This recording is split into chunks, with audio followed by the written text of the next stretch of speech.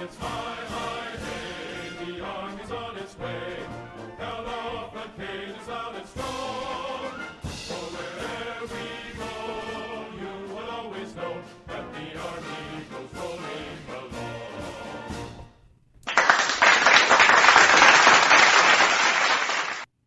Hello, welcome to Pegasus Research Substack Week in Review Unscripted number 15 podcast. I am Thomas, the founder of and the author for Pegasus Research. I'm an economist, a military historian, and a U.S. Army veteran.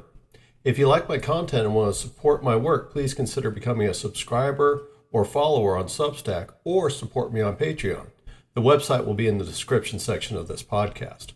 Well, this is number 15. It's hard to believe it's been 15 of these, but it is. So welcome and thank you for tuning in.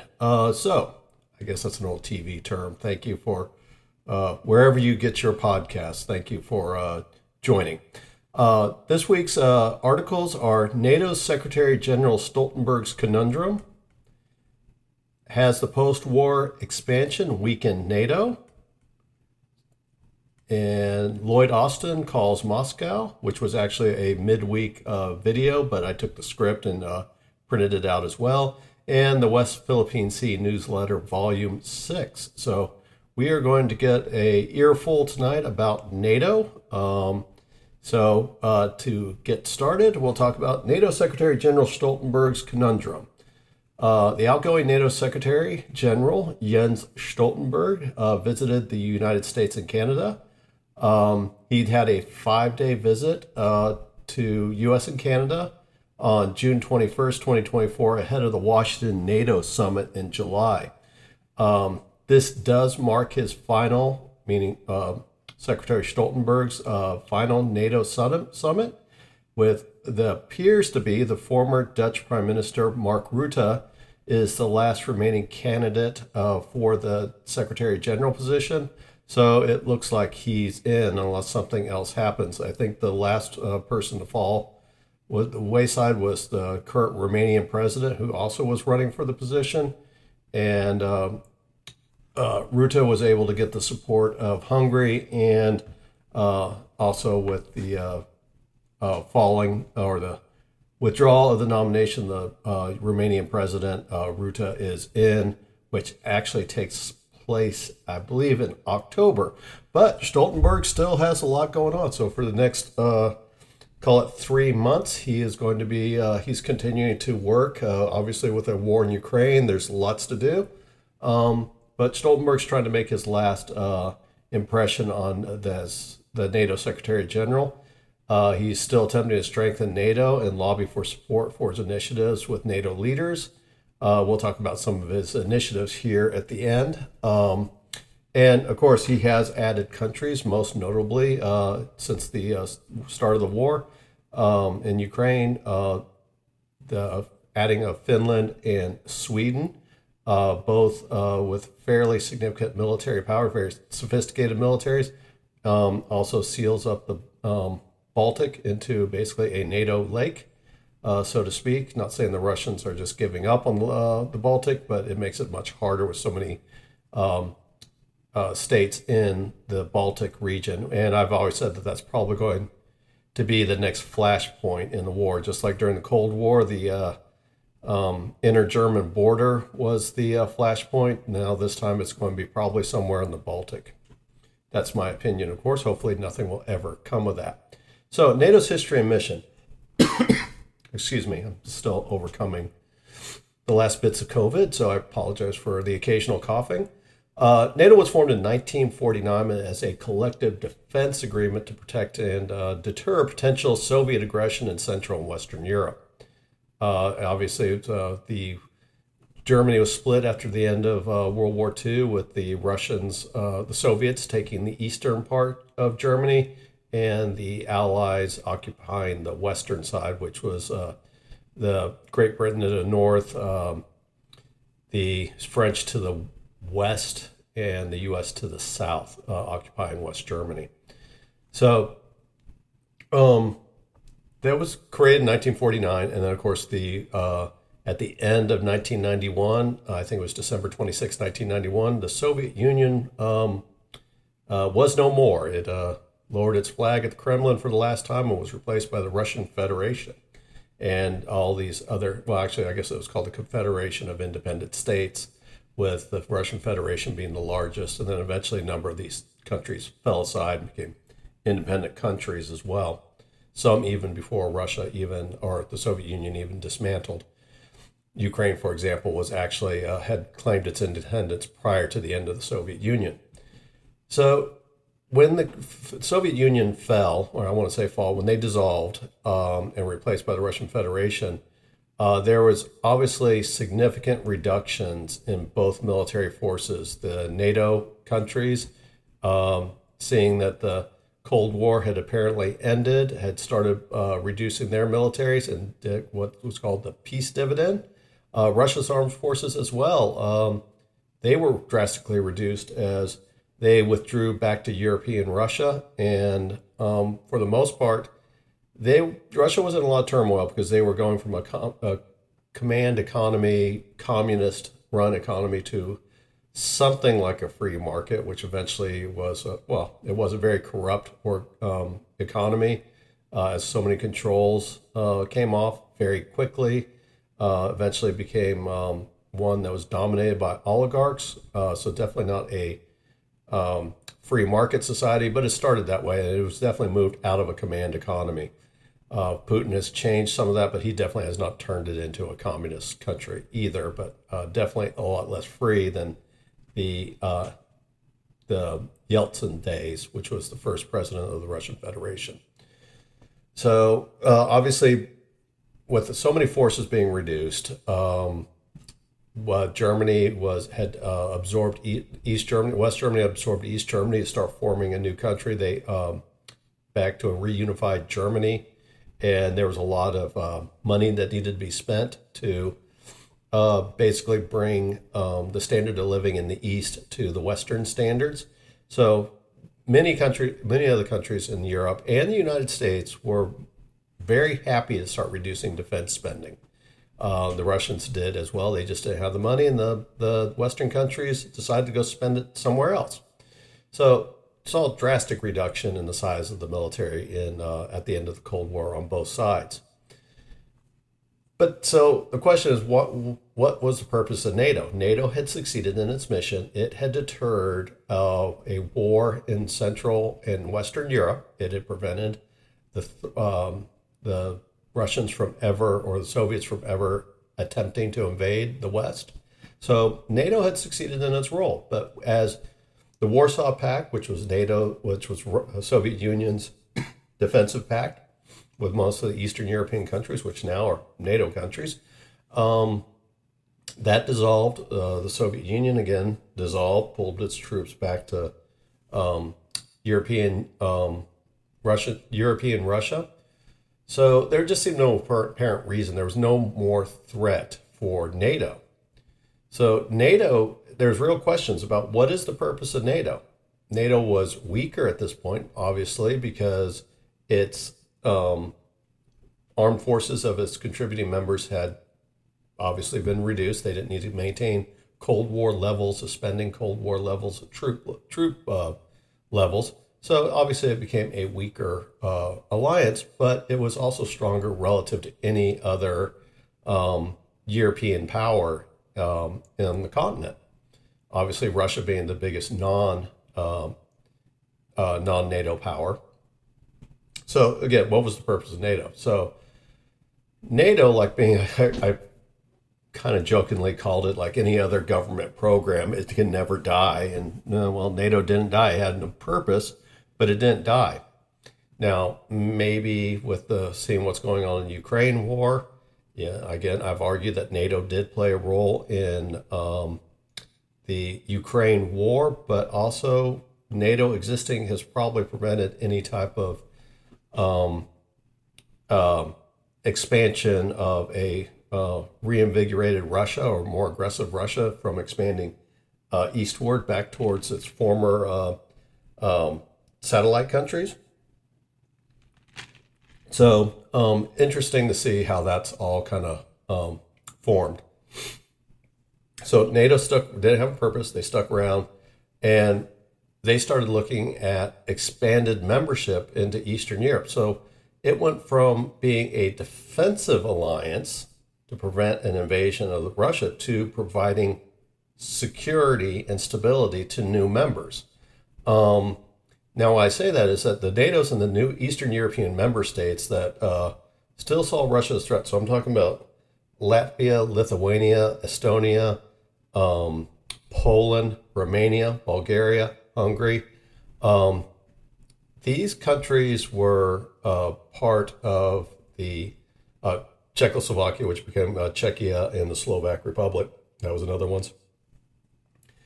They were occupied, or they had their governments dominated by the Soviet government. The Soviets' purpose in creating a buffer state is that they had been twice invaded in the 20th century by Germany, both in World War I and World War II. Of course, in World War I, it wasn't the Soviet Union. At the beginning of the war, it was the Russian Empire. It became a communist revolution occurred in 1917, and Russia quit the war, and was almost the undoing of France if it wasn't for the U.S. joining the war, as the Germany was able to start shifting troops back to the West as Russia quit the war. And then during the World War II, of course, they were invaded by Nazi Germany and some of its allies. All told, Russia suffered about 35 million dead in both these wars combined, obviously World War II being the most significant and deadly. And these Russia / the Soviet Union, and Stalin of the Soviet Union, the dictator during World War II and all the way up to he died during the Korean War. He wanted buffer countries. He wanted to prevent any type of Western invasion. And he probably had a revolutionary zeal, too, to take firm control of these countries in Eastern Europe. So these countries in Eastern Europe were occupied by the Soviet Union. And even though the Soviet Union was gone, these European states, Eastern European states, were always concerned about the potential of being dominated by Russia. Kind of like what we saw in Ukraine with both the U.S. and Russia playing internally into Ukrainian politics prior to the war. These states, Eastern European states, were very concerned about that. And so NATO searching for a purpose and these Eastern European states looking to prevent Russia from returning and dominating their governments sought each other. And what NATO provided was security. So Russia could not threaten these states. It could not intervene inside these states. Definitely could not use armed forces. So it could not force a return back into these former states if they were members of NATO, because Russia in its state was not willing to start a war with NATO. So these Eastern European countries started joining NATO for security. So not so much the collective defense, though that did play a role in it. They wanted security because just the very fact that they were NATO countries was most likely a stop line for Russia to interfere in those governments. Now, Russia did protest a lot, definitely starting from 2006, 7, and 8. They started protesting very loudly about NATO's eastward expansions and talked about Putin, talked about that the West had betrayed their agreement with the Soviet Union by expanding eastward. Now, my first paper that I did on Substack, I talked about that, is that there was no agreement ever signed. So one thing you know about the Europeans and NATO, I also think about the European Union, is they are very much rule-based orders. If it ain't in writing, bad English, if it's not in writing, it's not enforceable. So there was no agreement made. So the Europeans, if the Russians were serious about this and that there was a promise, I could just about guarantee donuts to dollars that the Europeans would have insisted and the U.S. would have insisted on that in writing, and that's never going to occur. So that's probably something that was wished for. Maybe there was some verbal statement about that, but it was never put in writing. So it was never part of an agreement. So nobody was bound by it, including the Russians. So they started expanding into the eastern former buffer states, former client states, former Warsaw Pact, however you want to call them, these states in Eastern Europe. And it wasn't about collective defense. It was about security, because Russia was not going to cross over into these states and interfering in these countries in a hostile manner that would have caused some type of reaction from NATO. Now, NATO's strength lies in Article 5 guarantees, which states that an attack on one is an attack on all, and all member states will come to the defense of the attacked state. That is the core of NATO. And so, with all these new countries in the Eastern Europe joining NATO, you can sit there and say that the original NATO charter was 12 countries. It is now 32 countries. So you could sit there and say, okay, NATO is stronger now because there's more states that are part of NATO than ever before.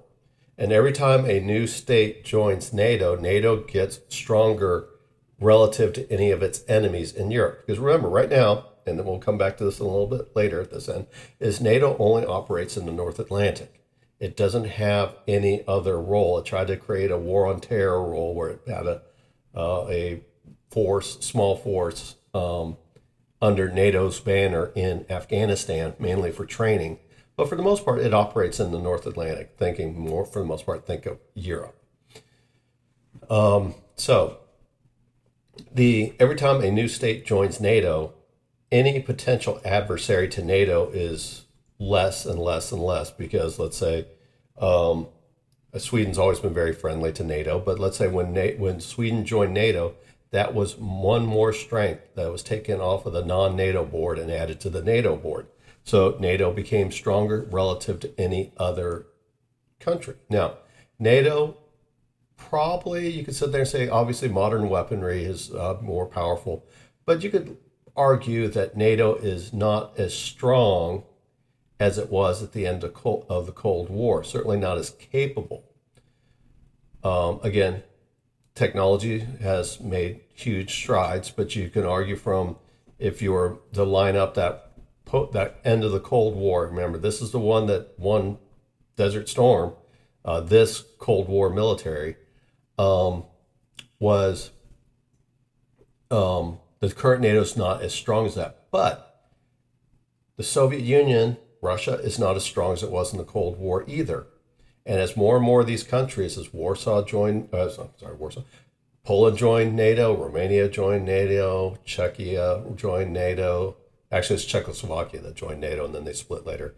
Hungary, Bulgaria, all these countries, when they started joining NATO, that was making NATO stronger and stronger and stronger to relative terms to any potential enemy. So NATO was probably not as strong as it was at the end of the Cold War, but it was not as, it was more powerful relative to any potential enemy. So you go into the Article 5 guarantees, and that's, again, the state attack on one is attack on all, and you have to come to the defense of the attacked state. So the question is there universal acceptance of Article 5? And if there is questions about Article 5, that meaning that all these countries agree to Article 5, is the alliance stronger or weaker? So when you have 12 countries in the height of the Cold War, 1949, big Russian Soviet army in Central Europe, Eastern Europe, threatening to invade. Stalin, think about Berlin airlift, where he wanted to take over Berlin, because Berlin was also divided in 4 zones of occupation. Stalin wanted that, and so that's where the Berlin airlift, he cut off all supply overland routes to Berlin and cut off the West Berlin from receiving supplies. So an airlift was started under President Harry Truman. The Russians didn't dare. There's designated corridors during during the establishment where there's land corridors, train corridors, and air corridors to supply West Germany, or I'm sorry, West Berlin. The Soviets cut off the rail. They cut off the road. That's where a majority of the supplies, but they left the air routes open. And so that's when the Berlin airlift happened. And the Berlin airlift, obviously, transport aircraft, it was definite that the Soviets were not going to attempt to shoot down aircraft. So these countries in 1949, these 12 original countries, were very much bound that their security depended on each other to make sure that they keep the Soviets out. And this was an ironclad agreement. They all saw a common enemy in the Soviet Union. Now, go to today. Cold War is over. Yes, there is an invasion. There is an ongoing war, the biggest land war since World War II.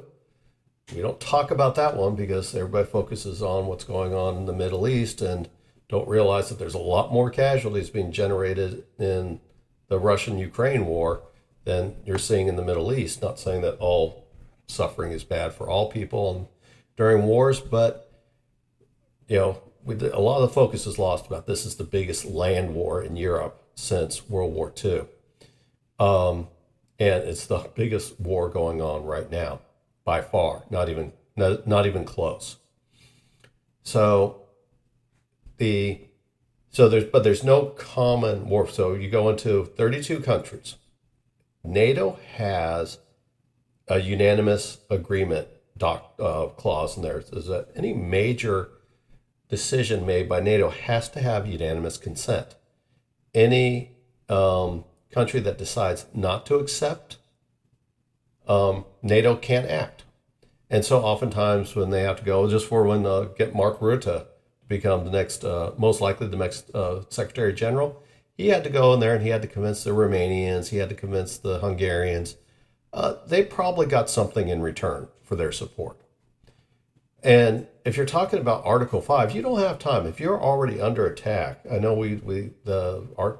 NATO used Article 5 after the 9/11 attack on the United States, but there wasn't really a existential threat to NATO. It was more of a symbolic measure to NATO giving their support to the U.S. after this terrorist attack. But if you're talking about a real Article 5, where there's an existential threat to a NATO country, you don't have time for debates on this. Is this really an Article 5? Nobody really agree. No, 100% agreement. Are you going to get 32 states to agree to an Article 5 agreement? So right now you look at it as NATO's looking at providing more training and technical support to Ukraine, talking about, I think, obviously the French are have 1,500 troops there. There's talk about training troops directly in Ukraine instead of sending them to NATO countries to train, just train them inside Ukraine. Now, I think that would subject them to more Russian attacks, but okay. But I kind of get the point. Also, build industries inside NATO, assisting building of industries, which I don't see that really being a NATO function. That's a European Union function, but NATO is obviously involved in it. I guess NATO to provide security since the European Union doesn't have an army of its own. Again, another conversation, which you can read on my Substack as well. So this NATO mission it's probably going nowhere, or they had to make an agreement to cut out, is because the Slovak Republic and Hungary did not agree to it. So NATO couldn't move forward with it. They had to do special agreements with Hungary, especially to get them to not veto it. And basically, I think the agreement is Hungary doesn't have to provide any resources whatsoever to Ukraine, no matter what NATO says. I think that was part of the agreement. But the idea is that you're not going to get 32 countries to agree on the largest land war in Russia, or in Europe. So for example, let's say one of the smaller countries, and again, this is all hypothetical. I'm not saying this about being, being despising any other countries or casting doubt on any countries. But let's say, for example, there was some strange incident where somebody attacked, some country attacked Spain, which is the very west of NATO outside of the US and Canada. Somebody attacks Spain, some country attacks Spain. Let's say some Moroccan pirates came up and invaded and started a land war in Barcelona. Would Estonia feel particularly, with that Russian threat, would they feel particularly regard anything in what's going on in the very West as being a danger to them that they would want to commit and take their focus away from Russia? So would they support Article 5? Or even stranger, yeah, like going into different scenario is Estonia gets attacked. Is Luxembourg going to say, no, that's not in my interest to send troops to, all 35 of my armed forces? That's a joke, but I'm going to send my 200 armed forces to Estonia to help defend them? No. And so they might say, in the case of, let's say, Spain and Estonia, or Luxembourg and Estonia, or Latvia, wherever you want to say, is if one of those countries say, no, I do not agree to an Article 5, that means Article 5 cannot be invoked because you do not have unanimous consent. So the nature of the threat is not existential to every member of NATO. So would these NATO countries be willing to give in? Now, give in and say, okay, I agree to Article 5 or I don't agree to Article 5. So if they don't agree to Article 5, the very nature of the alliance is broken. Because if there is no existential threat to every single member, and every member says, well, it's not in my interest to be involved in a war that involves some country 600 miles, 1,000 kilometers away from me, I'm not going to bother with that. I don't think that's a problem. I didn't start this war. In fact, I disagree. I think maybe that country, for whatever reason, they encouraged that war. I don't agree with it. So I am not going to call Article 5. So even if the other countries go to the defense in agreement to Article 5, one country has dropped out, says, no, I'm not doing it. So you don't have unanimous consent. So is NATO legal to go ahead and act in defense, the other 31 countries in defense of or if one's attacked, 31 would normally go to the assistance, but let's say one drops out. And so only 30 countries go. And let's say the war starts going back. Well, you don't have unanimous consent. So are you within NATO rules or not? Don't know, because it's never happened before. And then what would happen if like 5 countries said, yeah, I'm done with this war. It's not going as fast as I want. It's cost me a lot of money. I'm coming up for an election, and I have a lot of dead caskets, or a lot of caskets I have to bury. So this war is very unpopular in my country. So I'm going to go ahead and drop out. So all of a sudden you go from 31 countries involved in the war to, let's say you go down to 27. So once one country opts out, then you're going to start seeing other countries opt out. So how strong is NATO? Is there enough of a existential threat to all 32 countries that they're all going to view this as a threat that they need to think that an attack here is really an existential threat? Nothing saying anything about Hungary or Slovakia, because I'm going to say it over and over again. The NATO rules are unanimous consent for any major decision. When it's seen as Hungary or Slovakia or Turkey, and they hold up something and they're the only ones that are holding out against a vast majority, and people complain about it, they are acting within the rules of NATO. They are not doing anything wrong. It's the rules that NATO accepted or has adopted, so they cannot go after and complain about these other countries doing what is allowed under the rules.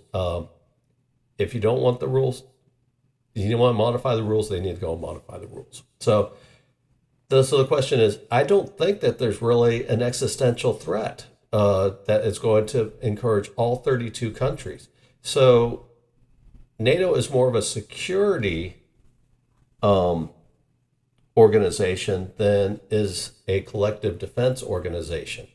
Again, no existential threat, and the idea that there's a threat that to all 32 members that all 32 members see as being a threat, it doesn't look like it's there. And if it's not there, that means NATO is not as strong as it should be or what it could be.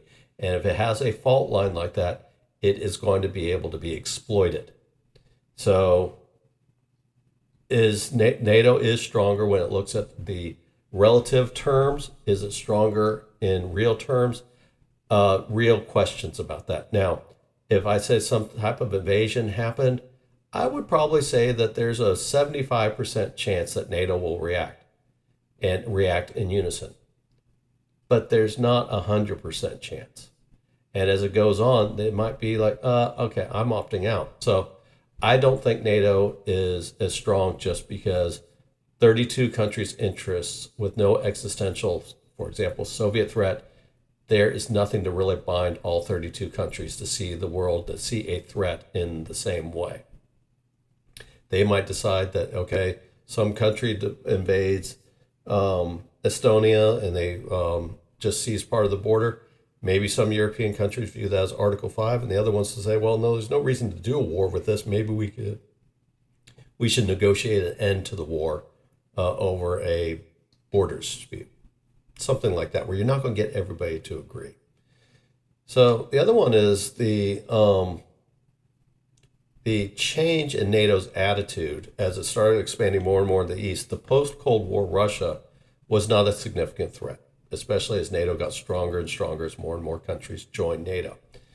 The 2014 invasion of Ukraine gave NATO a renewed purpose. So it moved from just this expansion purpose, even though it's expanded a couple of countries, actually it might be 3 since 2014. I can't remember. I just know 2 definitely. You're going to look at the post-Cold War Russia when it invaded Ukraine for the first time. That's when they took Crimea and parts of the Donbass. That is when NATO had a renewed purpose. Now it was starting to look more as a collective defense organization. But it still wasn't, and this is to my point about Article 5, it still wasn't an existential threat enough that all countries agreed. Yes, they all came together and said, yep, we need to increase our defense spending GDP to 2%. And a vast majority did not take those levels, including the biggest economy in Europe, Germany, did not agree to that. They kept around 1.3%. So again, even when Russia acts and invades in 2014, puts some focus back on collective defense in NATO, it wasn't a big enough threat to get them to really move outside of making some statements and then not really enacting any of their own policy, even though they all agreed to it, 100% consent. They just didn't follow it. So again, if you have this type of existential threat in 2014 invasion of Ukraine, and it gets them to act, but not anything that's going to cost them anything, because, yeah, we'll increase spending 2% and then don't do it, it really questions the commitment of many of the NATO countries. And I'm generally a supporter of the idea of NATO, and it kind of pains me to see this. Again, grew up in the Cold War. I saw NATO as being an important part of Western security, so it's not like I have glee when I say all this.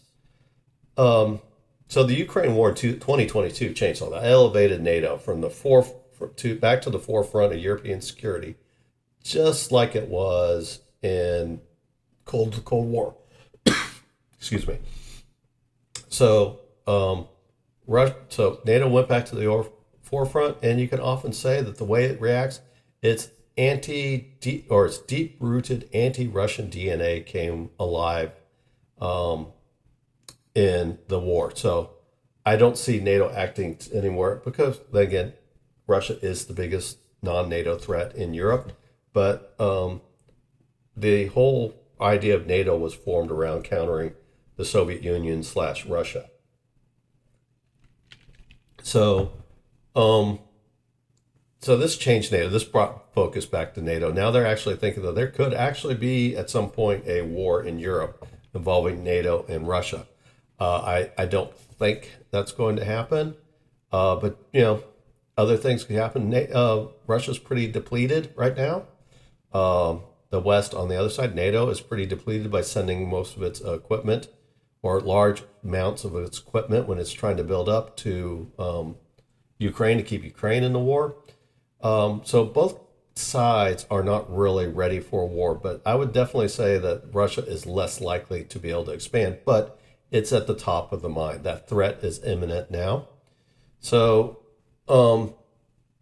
NATO under Stoltenberg has increased its defense spending and focused on its neglected defenses, finally.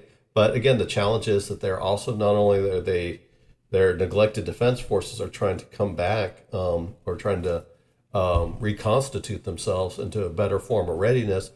The defense sectors has also fallen because they weren't providing enough military equipment to NATO, and a lot of these countries did not sell their arms to an international market.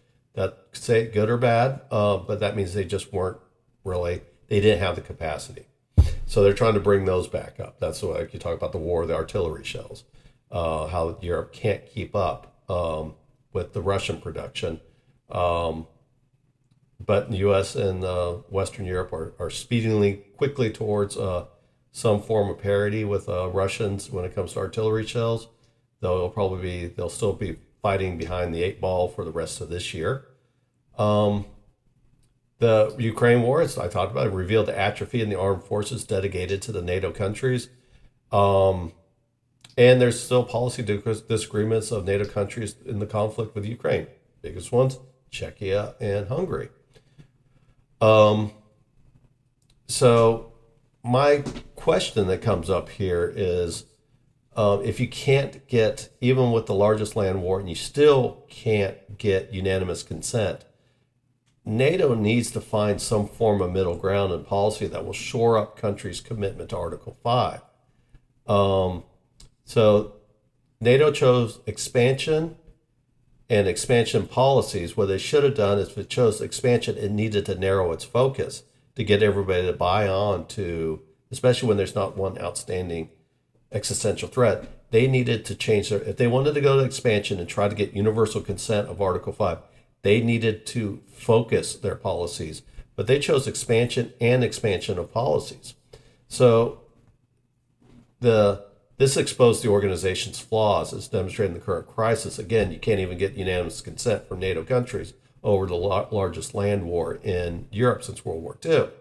So instead of trying to get some focus on all the European countries when it was expanding, it chose a more of a regional focus than something that was going to be adapted by all the countries. When, especially, again, well, what does this matter? Well, when you're just expanding and there's no war, it's not a problem. It's now wars upon them, or at least the concept of war is there, and you can't get universal agreement within NATO. This is things that should have been thought out prior to expansion, because there's real questions if Article 5 will be enforced. And if Article 5 can't be enforced, then NATO has a major flaw in its organization. If it's got a major flaw in its organization, it's not going to be as a strong deterrent effect as it was in the past. So some of the things that go into that Stoltenberg is also dealing with is the role in the Ukraine war. China is helping Russia get around it's the sanctions, and this has allowed Russia to continue to grow and produce more war materials. So its defense sector is growing despite the sanctions. It's producing more war materials despite the sanctions. So how are they growing this? This is basically China and Russia have maintained close relations throughout the war. There obviously is China plays a big role in purchasing Russian energy, but also providing dual use equipment, though they say they're not. And China has also continued to be aggressive in the Western Pacific and the South China Sea. And this has got, especially the two things that go on with this is why this is a concern for NATO. One is China providing support to Russia makes China a threat to European security because it is feeding the Russian war machine, at least according to many officials and leaders in NATO countries. The other one is the rule of law and navigation of the freedom of navigation is by China claiming the whole South China Sea as their own and threatening where $3 or $5 trillion of goods travel through the South China Sea. This is considered a threat to NATO or European security, which is a European concern. So NATO under Stoltenberg has reached out to what's called the IP4 countries. This is the Indo-Pacific Four. That's Japan, South Korea, Australia, and New Zealand. And they have been participating in NATO summits since 2022. They do provide crucial information to the Asian security. And they are also just like, again, most of when you talk about Australia and New Zealand used to be British colonies, so they adopt a British rule of law type that's how their governments are formed around. Basically, you can tie it back to the England. South Korea obviously been under, and Japan have both been under the strong U.S. influence, and so they are definitely countries that are in that rules-based order, as they like to call it in NATO. So IP4 nations can address NATO in issues such as technology sharing, intelligence gathering, cyber warfare, as China has become active in espionage and cyber warfare against Europe. This is where, again, NATO is focused on Europe, but where the idea of cyber warfare and then espionage, stealing secrets, let's say European defense or technology secrets, this also implies this crosses borders. So even though China's on the other side of the world, they are considered a threat not only in their material support, but also in performing cyber warfare and stealing state secrets in the European Union. So IP4 countries can also help produce weapons, and you're definitely seeing this out of, let's say, South Korea, most especially. I think they provided 300,000 artillery rounds to Ukraine. They are signing defense agreements with especially Poland to provide them tanks, and I think they're looking at aircraft as well. South Korean, basically, because they have to be compatible with the U.S., are basically at NATO standards. And you're seeing the same with Japan and Australia and New Zealand. So there's already that compatibility and interoperability. So they're looking at these IP4 nations to be able to do some more interoperability, both in when they produce weapons that they can be operated within NATO standards, and NATO can send equipment and share forces back into to Asia, and there'd still be a compatibility there. So the U.S. supports NATO's efforts to expand its outreach, focusing more on Asia and the China threat. And you can definitely see the U.S. has definitely started doing. They've been wanting to do this since President Obama, where he talked about the Asian pivot, but was never actually ever to do it. You could say the 2014 Ukraine war was an example. So the U.S. supports the idea of getting additional support to help them as they start doing that pivot towards Asia and facing a hostile China. So Stoltenberg is promoting this, and he talked about setting up a office in a liaison office in Tokyo, NATO liaison office in Tokyo for the IP4 countries, and NATO would have a direct line of communication. Well, U.S. supports this. France absolutely opposes this.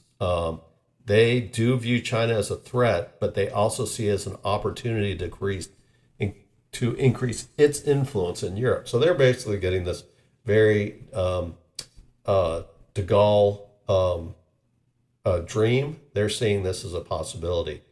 If they can get the U.S. to pivot to Asia and leave NATO to Europe, that would be under French leadership. That's definitely something that the French are interested in.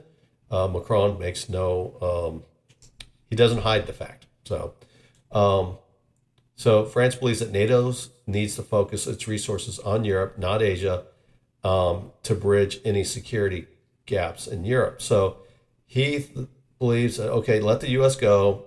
They have a major role in Asia because they are, the U.S. does focus, again, as the Pacific, it's two oceans, just like Russia is.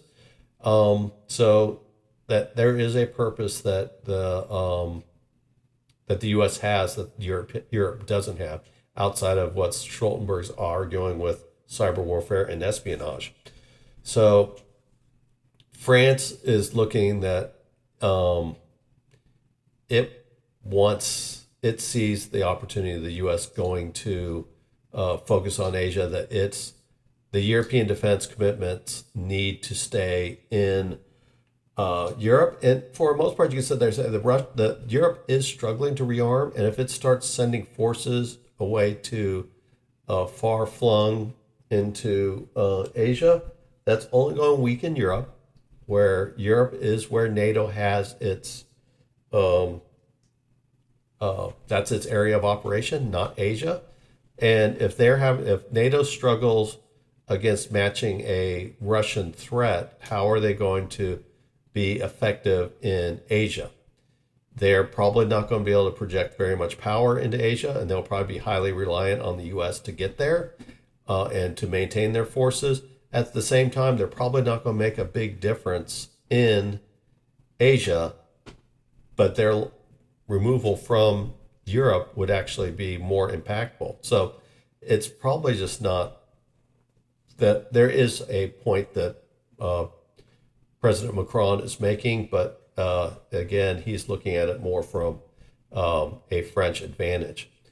The U.S. wants to leverage NATO military capabilities to move between Asia and Europe, including not just their own, but others. So reinforcing the assertion that China poses a threat to European security. So the policy to expand NATO's role into Asia and allow the IP4 nations to participate in NATO decision-making, though they are not part of that unanimous consent, they're not part of Article 5, it does have merit from the European security view and the Chinese threat. So you can see that Stoltenberg's kind of in this little fine line, and this is the conundrum for him, is he sees China as a threat in that to European security, and that there is a role for NATO to play. But on the other side of it is they are struggling to focus already on Europe, and moving any type of assets to Asia is only going to weaken NATO in an area that they don't have a mandate. So if Europe cannot get full, this expansion effort, if they cannot get full consent for possible Article 5 guarantees in Europe, do you think or do we think that them allocating additional resources against China and Asia would broaden that alliance's focus, or would it weaken it further in a crisis? So yes, China is a threat to European security. NATO doesn't have a mandate to go there, and if they tried to play a role in Europe or in Asia, it would only weaken the alliance. So that is a lot to be said. I've talked quite a while about that one, and then we're going to talk more about that has post-Cold War expansion weaken NATO. That was the next article. So we talk. I won't go into everything about here. A lot of them are just repeats in a different twist. To talk about NATO's strength and expansion despite the Cold War in Ukraine. NATO, obviously founded in 1949. Article 5 constitutes what it means. One attack on one is an attack on all. NATO's strength is the commitment to Article 5 making it the longest lasting, most successful defense alignment. So there's a lot of stuff that repeats in this article, but they actually kind of take 2 points. So I'm going to say, if you read one, you don't need to read the other. That's not what I'm saying. There's just some points I had to basically cross over to make the points of view on this. So again, it kind of goes into what's the purpose of NATO between 1991, the end of the Cold War, and 2014, the first Ukraine war.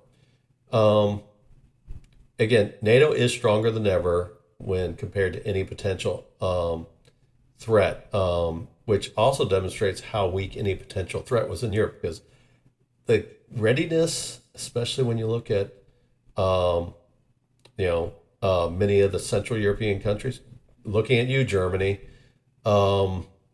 is their readiness is not there. And the fact that NATO is stronger than any other potential adversary in Europe, that tells you how weak any opponents are in Europe. Is that if some of the states of some of these European NATO countries are at the state they are, and NATO is still the strongest assets, it does make you wonder about some of the overall management of international affairs within the continent of Europe. Even when you have the EU acting as a voice for most European countries and NATO acting as the voice for most defense-related, there is still seems to be a lot of fragmentation inside Europe. Even with the unanimous consent requirements, maybe they need to move away from unanimous consent and move towards something closer to, let's just call it a consensus instead of unanimous consent. Maybe it's like Senate rules, like supermajority, 60%.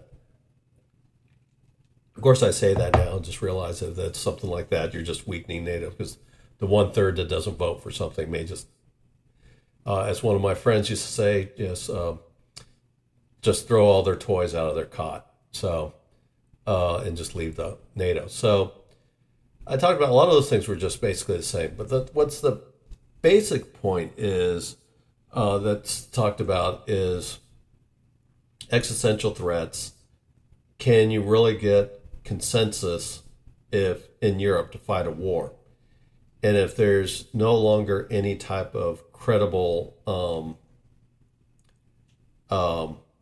because when you look at the member states, these 32 countries, you got different geography, different cultures, different governments. Can they act unanimously to uphold Article 5? So my question is, no, they don't. NATO has chose an expansive policy. So what I talked about in the previous paper, where maybe they need to narrow their focus from to what Article 5, what defense is. Maybe that's just strictly related to the physical borders of Europe. So the idea that I'm saying is that the NATO's in its current form with 32 nations who can't agree on anything, certainly not to a unanimous consent point, because again, there's no existential threat, that maybe NATO is no longer a viable collective security organization or a collective defense organization, maybe more of a security organization. So what NATO needs to focus on is its most basic mission, something that you can get all 32 countries to agree to, which is collective defense of its international physical borders, and maybe a role potentially in cyber warfare. Again, when you talk about China, that's something that crosses borders, so there's not that, the signals don't stop coming across the border. Even China with their great wall of China firewall, signals still get through. So NATO needs to focus on its most basic mission, which is collective defense and protecting its physical borders. I believe that a new defense, and this is just an idea, and there might be other ideas, I'm open to that, but just throwing it out there, is maybe a new defense organization needs to be created to address the European security concerns, such as Ukraine, supplying Ukraine, or a more active role in Ukraine, not saying fighting, but a more active role, or facing down China, the IP4 countries, where that does actually play a role in European security. But maybe it has to be this new organization that could operate outside the European area and form those associations with in Asia, the IP4 nations, and provide Europe with the security against potential threats from China and North Korea.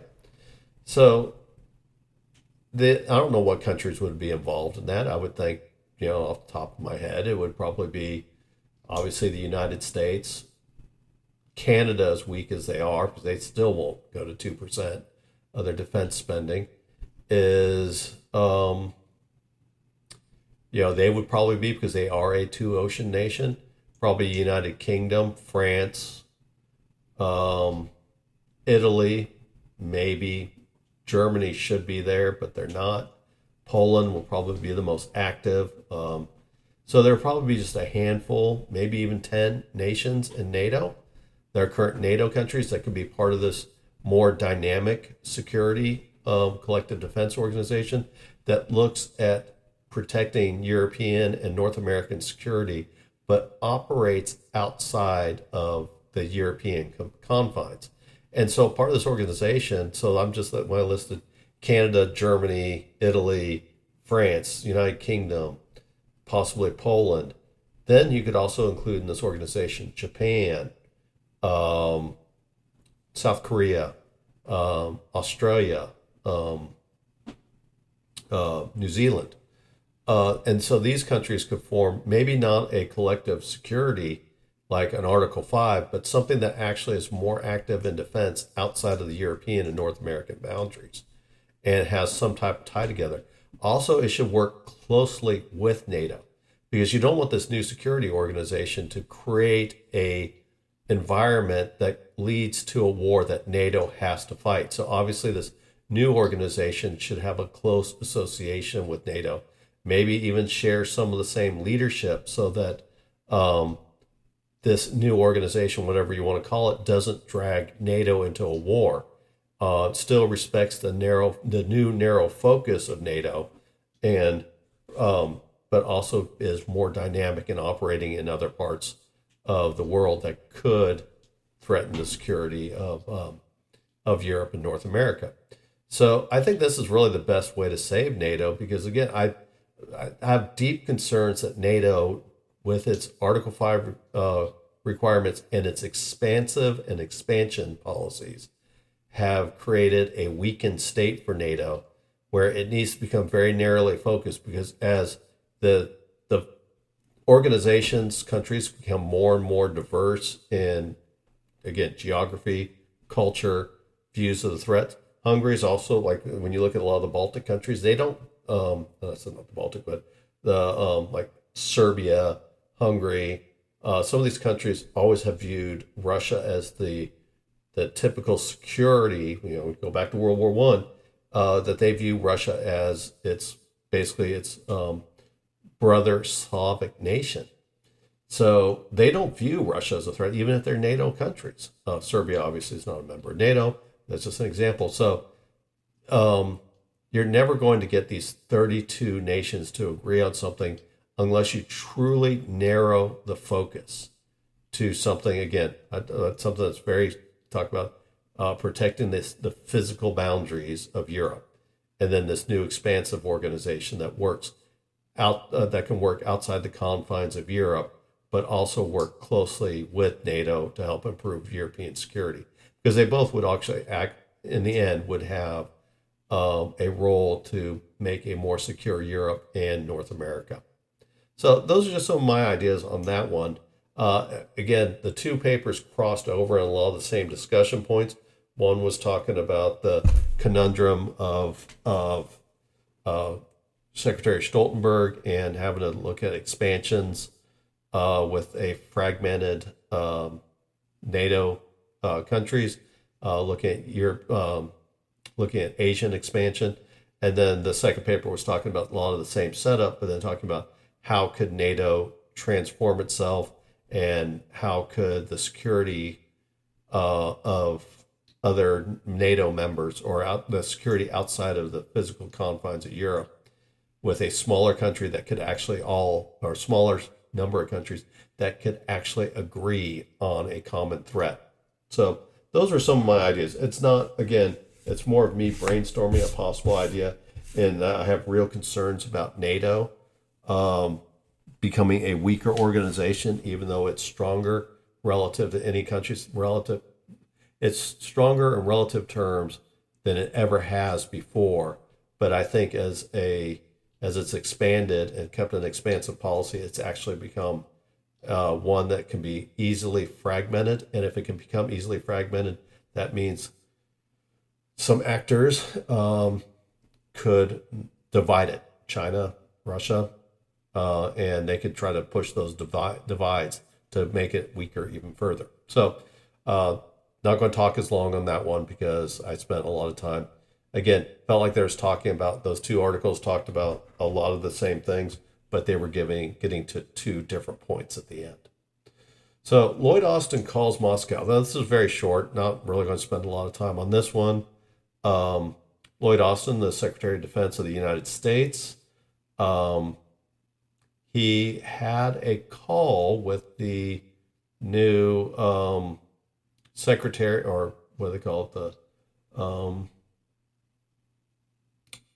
what is the Ministry of Defense for, Defense Ministry, Andrei Belousov. Excuse me if I butchered that name. They actually had a call on June 25th, 2024. So it was the first conversation that Lloyd Austin has had with the current defense minister. He did have a conversation with Shoigu before he got sacked as defense minister. So this was the first conversation. This is the first time they've talked in almost 18 months. So that's pretty scary when the two biggest nuclear superpowers aren't talking. That is a deep concern and definitely not safe for the world. So what led to this call is on the end of May 2024 in Prague, NATO foreign ministers met, and it was more of an informal meeting, even though you can't get that many foreign ministers together and call it informal. But they did call it an informal meeting, and they talked about primary was the Western use of Western donated weapons in Ukraine. President Macron of France promoted this position that they should allow for, he wanted unlimited use of Western donated weapons. However, Ukraine wanted to use those weapons, he was like, use them however they saw fit.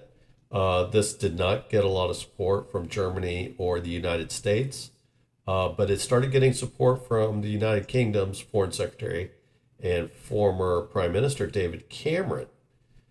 So they agreed that they would allow limited use. So Macron and Cameron didn't get all they wanted, but they did get Germany and the United States to agree to limited use of donated weapons. Why this is important? Because many of the weapons that are sent to Ukraine, it could be the Dutch sending, for example, again, hypothetical, the Dutch sending a Patriot missile battery to Ukraine. Well, the Patriot missiles are made in the United States, and so their U.S. has stipulations, like many of the other countries that produce weapons. They have stipulations that a country cannot send those weapons to another country without the approval of the manufacturing country. So this is where the agreements is that even though the Dutch agree to send their missiles to Ukraine, and maybe they agree with France that there should be unlimited use of these Patriot missiles, the U.S. could veto that because the Dutch have to go get agreements from the United States to sell those weapons or to donate those weapons. So you have to have the U.S.'s agreement. Obviously, Germany is a big arms provider as well. So they have those stipulations. France has as well. UK has as well. But they just said, okay, you can just use them however you want it. But they kind of have this disjointed policy where a French weapon can be used wherever and a UK weapon can be used wherever. But if your battery includes U.S.-made weapons, then it can't be used that way. So they had to come up with some uniform policy. So they came up with a limited use of donated weapons against targets inside Russia. Um, the Kremlin denounced the decision as escalatory, which is true, and they did vow to retaliate. So, Ukraine, the original idea was that Germany and the United States originally, especially Germany, was very focused. They said, well, you can Ukraine can use our weapons to attack targets in Russia if they're involved in the offensive against Kharkiv. And what was happening was the Russians' artillery pieces were inside the Russian borders and so they were outside of attacks by Western weapons. The formation of troops to go into Ukraine or attack Kharkiv were happening within the borders. So the assembly areas were within Russia.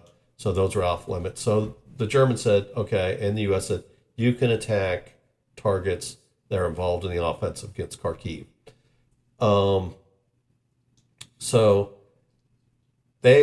So the first attacks started in that, and the Russians' retaliation was they conducted missile drills in the Atlantic close to Cuba, and it was just, again, a show of force. The U.S. Navy responded, well, this was just normal. There was nothing outside the ordinary. They did send a few, I think 2 destroyers to shadow the Russian ships doing the missile drills. It was a submarine and a battle cruiser. And so the U.S. did shadow them. But then they were not so concerned about the drills. But it was definitely the Russians were talking about projecting force. But that projection of force also included the idea of sending ballistic missiles to station non-nuclear ballistic missiles similar to what the U.S. donates to Ukraine to be stationed in Cuba as a threat to the U.S. So that was kind of their retaliation and a show of force. Don't really know how much Russia can really donate because they are definitely, they're neck deep in a war right now. Who knows how much missiles they can really spare at this point. So the other part is that Russia's had a state visit to North Korea. Now, North Korea has been involved in sending weapons and missiles to Russia in exchange for technology transfers, unspecified technology transfers. So President Vladimir Putin of Russia visited North Korea, and the two leaders signed a defense pact with Russia threatening to provide North Korea with weapons of equal capability to what the West has provided in Ukraine. Obviously, this is a threat to South Korea and Japan. So South Korea has reacted badly to this and has talked about expanding its weapon sales to Ukraine to counter the Russian threat. The Russians say that will be a mistake. So obviously there's U.S. forces inside South Korea as well and in Japan. So it's unclear if they can't have spare missiles to send to Cuba, are they going to have spare missiles to send to North Korea? I don't think so. So I think this is more of a threat. But getting additional North Korean support is helpful. Obviously, North Korea has a lot of stockpiles of artillery shells. And as they're becoming a more nuclear capable country, there's talk that they could have up to 200 nuclear warheads produced. That's on the high end. The low end says between 40 and 50. Any type of technical help they get from the Russians, they're testing or building a solid rocket missile now. That would be a big change for a surprise first strike if they had solid rocket capable ICBMs or even IRBMs, intermediate range ballistic missiles. So they might be getting technical help from Russia to be able to overcome these. So that was a concern. So that's part of maybe the retaliation that's coming from Russia. is threatening to provide Cuba and North Korea with weapons to threaten U.S. and U.S. allies over the decision to allow weapons to be used, donated weapons to be used in Russia, inside the borders of Russia. On June 23rd, Crimea was attacked by Ukraine using 5 U.S.-made ATACMS missiles. It was reported that all 5 missiles were shot down by the Russians. I'm not sure if it just 5 missiles were launched and all 5 were intercepted, or if it was 15 were launched and 5 were intercepted. I'm not sure. But the purpose of the report is that one of the warheads, and this was actually many angles of video, was one of the warheads was intercepted, clearly intercepted, or one of the missiles was intercepted near a beach in Crimea, and the warhead exploded, apparently with a cluster munition. And it killed 4 people and injured another 125 when it was intercepted and the warhead exploded. And the Russian Foreign Ministry, the Kremlin's spokesperson said that this was, the U.S. had become a active participant in the war, and that they bear responsibilities for the deaths of the 4 people killed and injuring the 125, and that there would be retaliations. And this is after the North Korean visit, after the Cuba missile launch. So this happened afterwards, this killing of 4 people and injuring of another 125. So I think at this point, so strangely enough, Lloyd Austin, Secretary of Defense, he started the call to have a conversation with the Russian defense Russian defense minister on June 25th to reestablish communication that has been sorely lacking since prior to the Biden administration taking office. One thing was taboo was any type of back channel communications with the Russians, because that was considered that became a domestic policy liability, very much like the McCarthy era.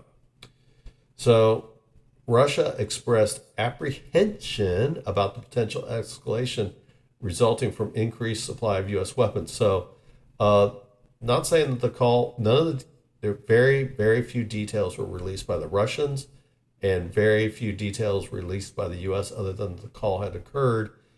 But it was, the Russians apparently had expressed concern and basically blaming the U.S. for the attack. So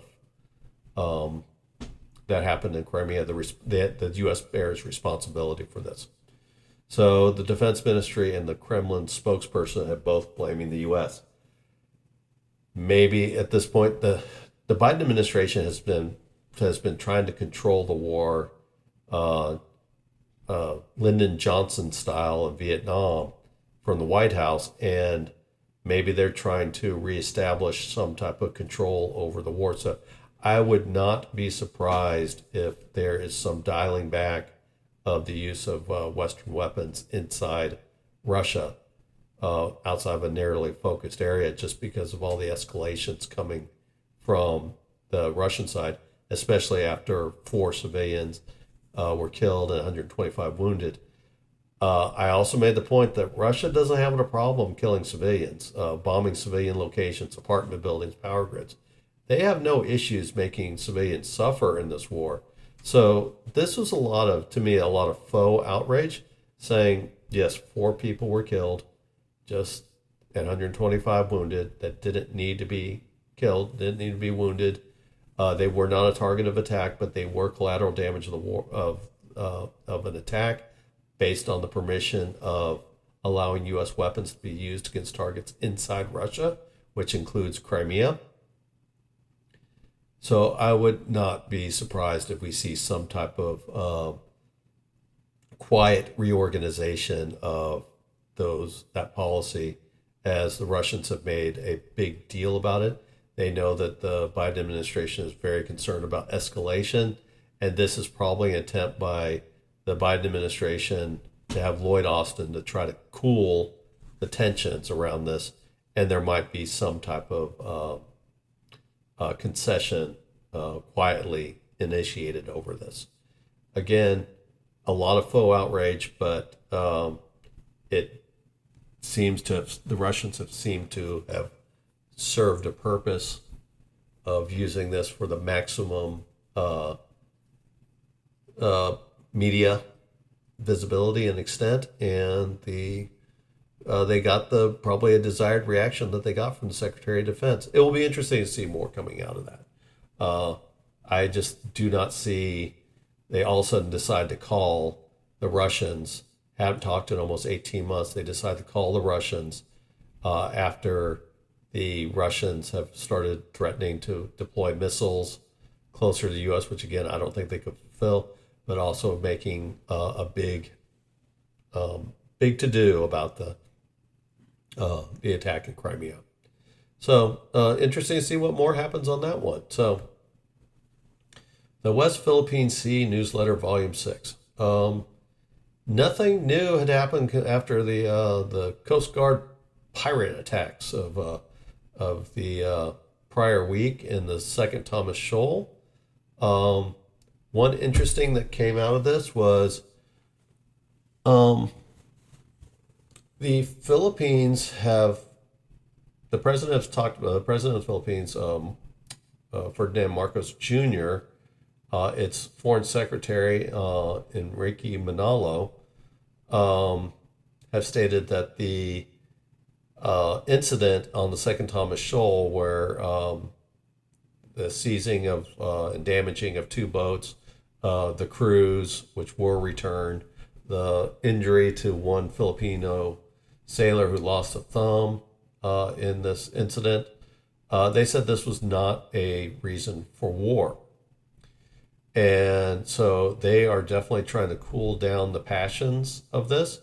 But, and they did, I'll come back to the but later, and they did say they wanted to seek a peaceful resolution with China, and that they want to have bilateral discussions.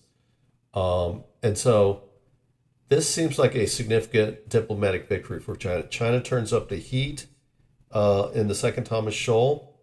You have the People's Liberation Army Navy sending within international waters, but very close to Palawan Island, which is one of the islands of the Philippine archipelago, not part of the exclusive economic zone. Also sailed those ships close to a number of the disputed shoals.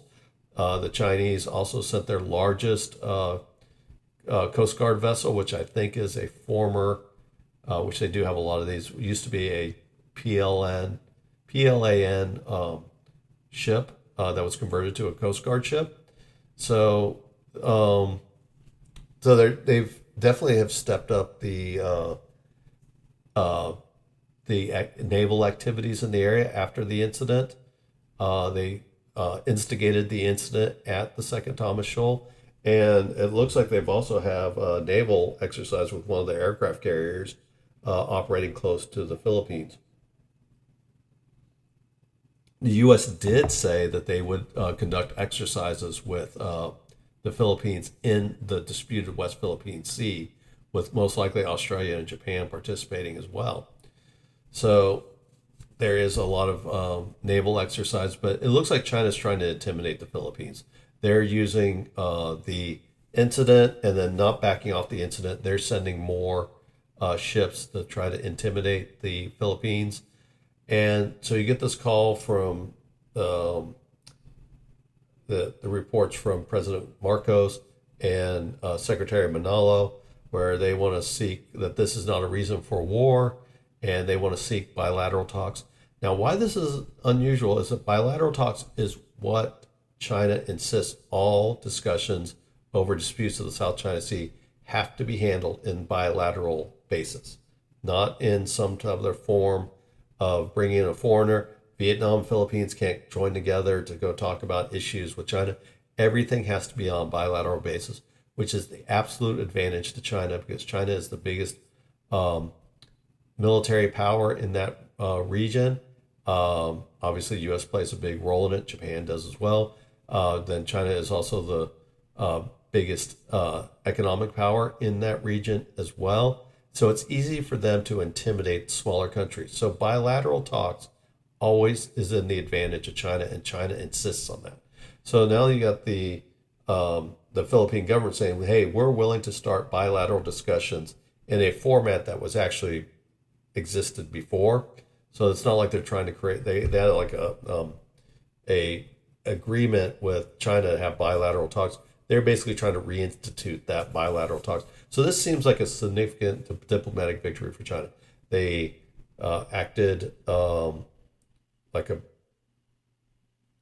they acted very aggressively in the Second Tom Shoal. I wanted to say something else. They acted very aggressively in the Second Tom Shoal. They have started sending their Navy out and their Coast Guard to intimidate the Philippine forces or fishermen, the Philippine government, the threat to arrest people, Filipinos or anybody in the South China Sea. So China's really pushing their game up. And it looks like when you look at the face value, it looks like it's working. The Philippines have agreed to or want to pursue bilateral talks with the Chinese. But I think this is really more of the Philippine strategy. And so they've adopted what I call a high road approach to the seek peace, presenting itself as the more reasonable party in the dispute. So you've got the axe-wielding, knife-wielding, club-wielding pirates of the Chinese Coast Guard, all on film, ramming, attacking Philippine crewmen, attacking Philippine boats.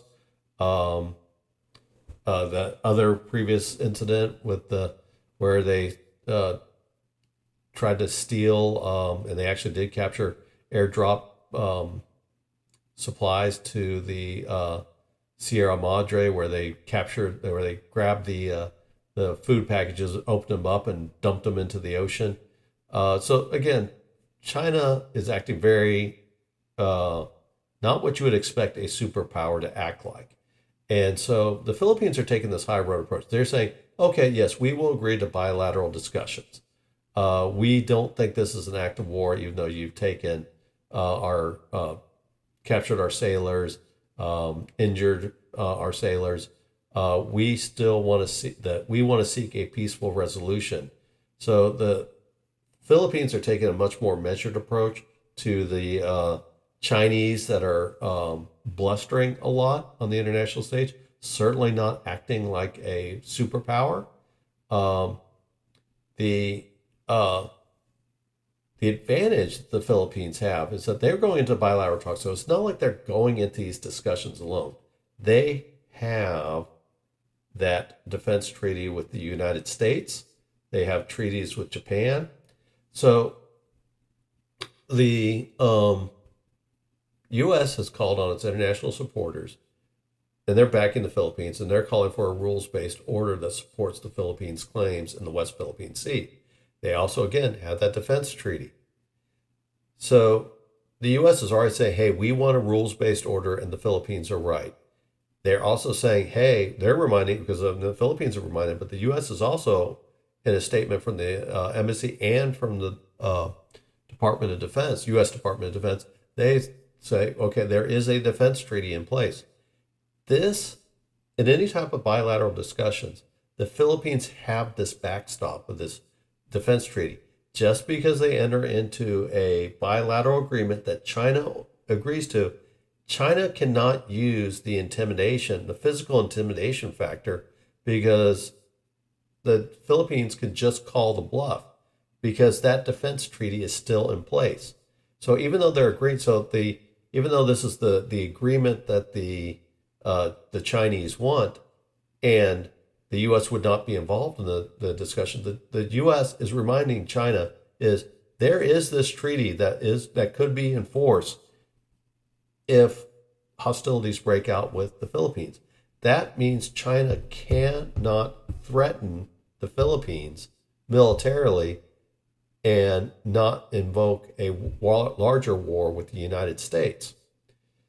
Can they threaten economically? Yes. But would threatening economically the Philippines draw some type of response from the U.S. and Japan? Yes, possibly. Also, the Philippines provides raw materials to the Chinese as well. So the Chinese could be hurting themselves in this. So the Philippines look like the reasonable ones. They've been able to take the media coverage and act about the outrageous activities of the Chinese. It is well documented. You go to X, formerly Twitter, and it is full of all types of camera angles of the activities. This is being transmitted to everybody to know that, hey, this is what China's doing. But they could go in there and says they're just, hey, we're just showing what China's doing. We will agree to the bilateral talks. But the Philippines and the Chinese know that they cannot bully the Philippines because this defense treaty with the U.S. So it's looks like a concession, and it is commendable of the Philippines to take this high road approach. But the Philippines know they're not going into this alone. That even if the U.S. is not involved in negotiation, that defense treaty is sitting in the background, and it's taking out one major tool out of the Chinese toolbox that they use to try to intimidate countries in the South China Sea. So another interesting thing, Russian President Vladimir Putin, after he visited North Korea, he went to Vietnam, and he signed a number of agreements with Vietnam that could create some difficulties for China. Now, China has been a big supporter of Russia in its war in Ukraine, but the reports say that basically Putin is looking to try to get more allies because the war has cut him off from many of its allies. Possibly his close arrangements with India might be threatened. So there's a number of issues that he's trying to broaden his countries, keep them from being so isolated. Vietnam is not a friend of China. They have disagreements in the South China Sea, very similar to the Philippines, as well as the Gulf of Tonkin. Vietnam, interesting thing is towards the end of the Vietnam War and the expansion into Cambodia and the Khmer Rouge, we'll just call it this way to be simple, is the Vietnamese, North Vietnamese, eventually became the Communist Vietnamese government, were, well, we'll just call them the Russian-style communists or the Soviet-style communists.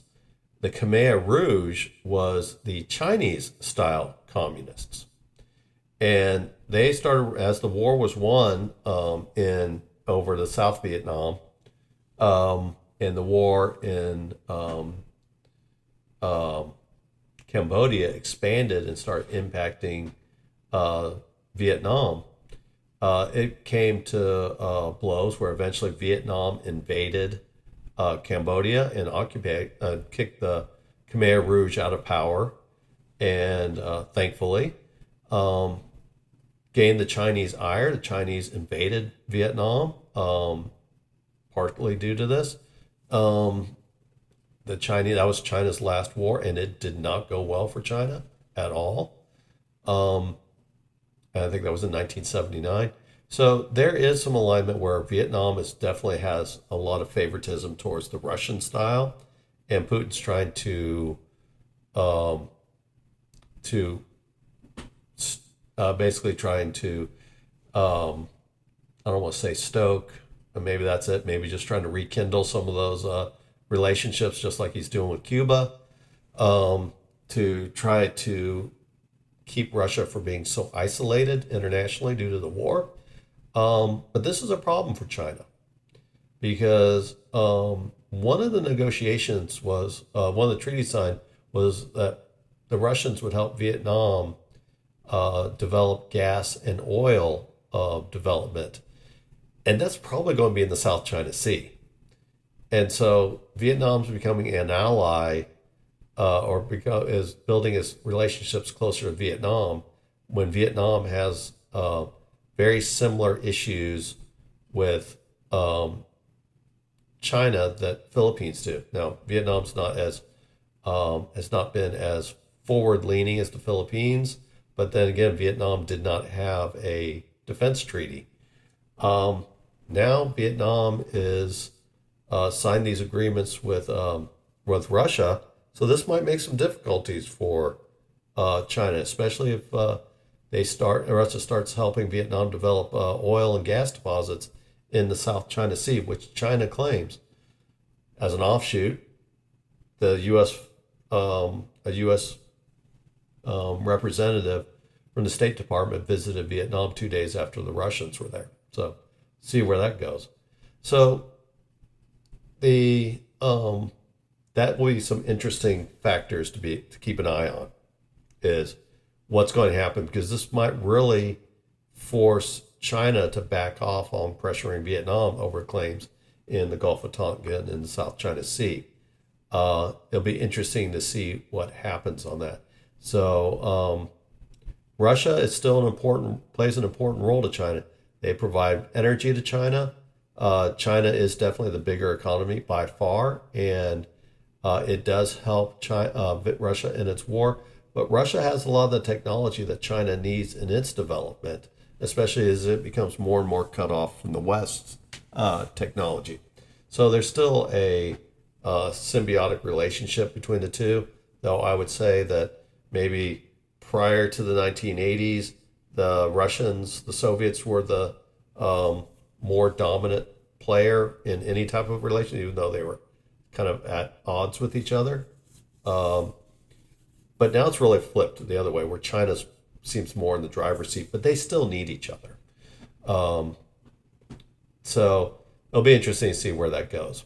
And then just talking about that, the Philippines is sticking to its basic roadmap of trying to gain its sovereignty in the West Philippine Sea. And I really do believe that they still have the upper hand. They have that defense treaty. They are in a position geographically, and that the fact that China is hemmed in by the first island chain is the Philippines are in a strong position against China. They have to deal with the bluster. And so I think they're really adhering to the roadmap that they agree to bilateral talks. And China hasn't accepted yet. So it really tells you that, again, they're acting in the high road.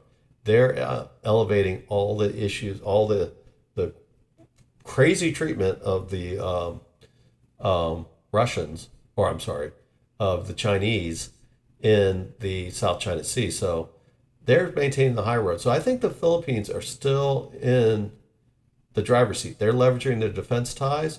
So even if they're going these bilateral talks, that defense agreement is taking one of the toolboxes out of the Chinese negotiations.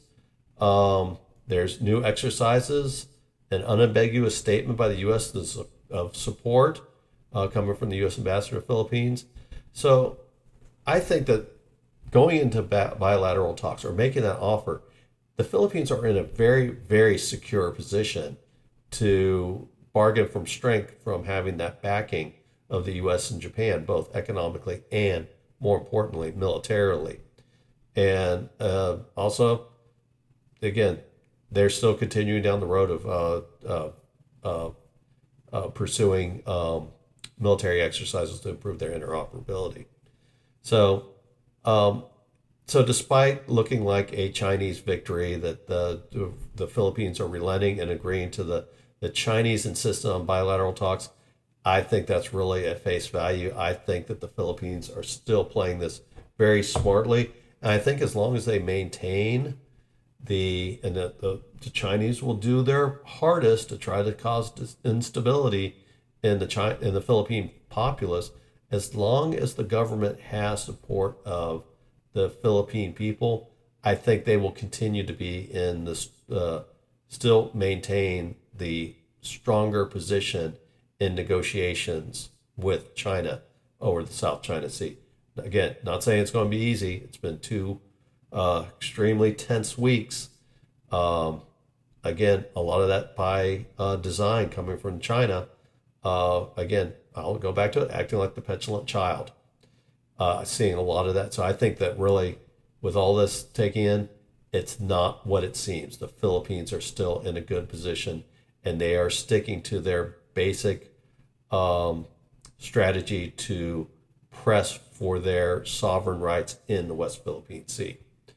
So, okay, so that's all that that I wrote about this week. I will say again, I appreciate all of you that have read my work, watched my videos, listened to my podcasts. I really appreciate it. I will continue to see how this West Philippine Sea newsletter goes. Keep it around for a little while longer, but again, it's not getting the traction that it initially had.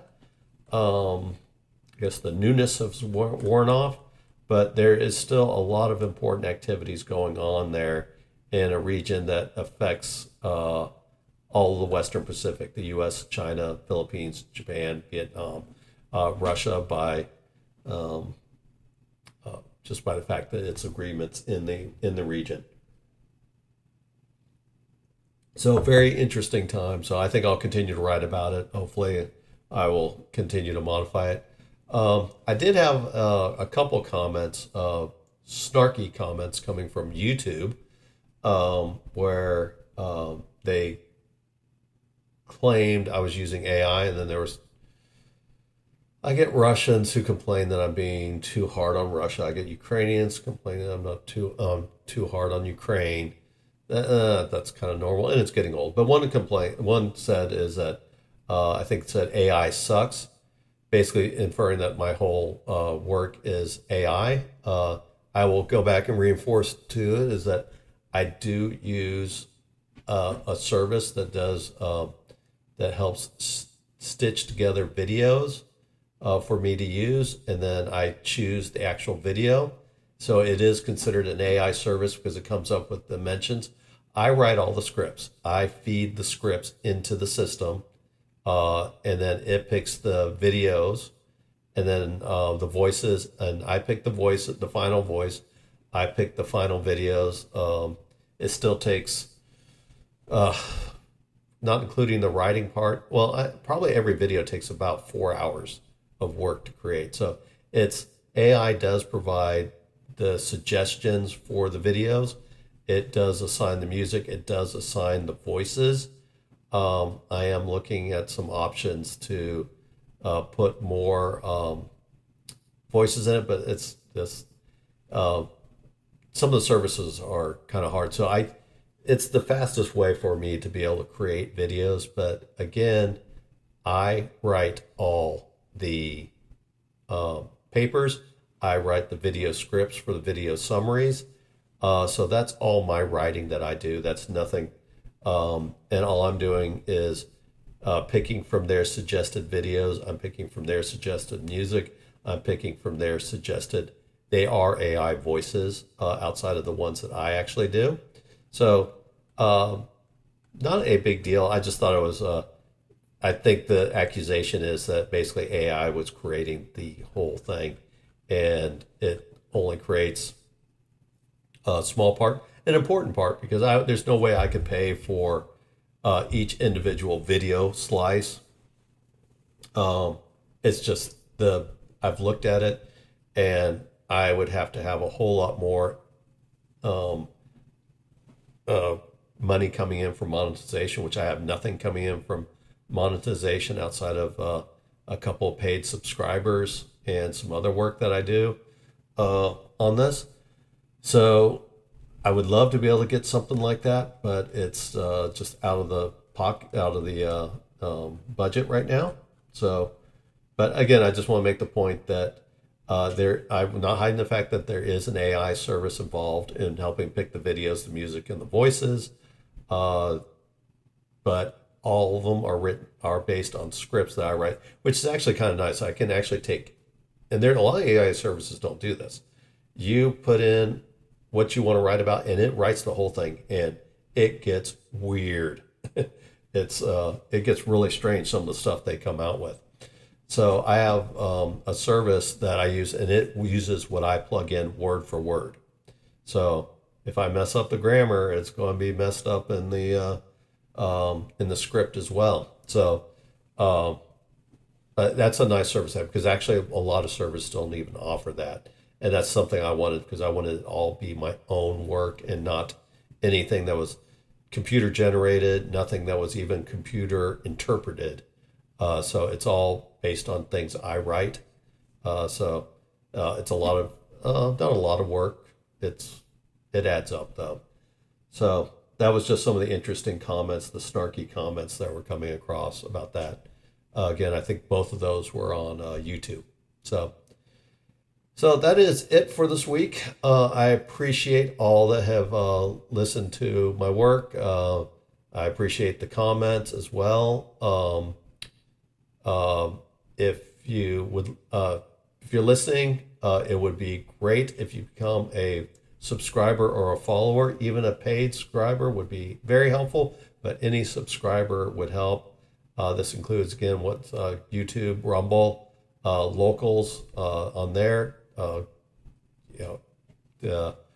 Contributing to me through Patreon would be helpful, but not required. But as you become a member, follower, that all helps. And I'm bringing it up again. I hate to make it a numbers game, but if you want to get legitimacy and you want to work your way up to the top of some algorithms, you have to have the numbers. So as much as I appreciate everybody that doesn't follow and doesn't subscribe, but do listen, I do very much appreciate it. But please consider becoming a member. That would help my channel. It would help me getting the word out. It would help me, hopefully at some point, help me to budget for better tools for be able to create better podcasts. I'm still thinking about that. More video of me talking about things, probably in video format instead of just a word format. So there's some things I want to do, but I need to get more of those supporter numbers up. Not saying I'm going to quit. I'm going to keep talking and keep writing, because I enjoy it, and I enjoy getting my word out. Obviously, I have a lot of people reading my stuff. Hopefully I'm making some small influences in the world. But again, if you're listening, thank you very much, whether it's on any of the services that I post on, which will be in the comment section of this video. I very much appreciate it. But again, please, please, please consider becoming a subscriber or a follower. That would be most helpful in helping move myself up the algorithms. So again, thank you. I hope all of you have a great week. If anybody that's here having the weekend, I hope you have a great remainder of your weekend. And I will talk to you next week. Feel free to drop me a line on or comment through the messaging service on Substack. I will respond to those.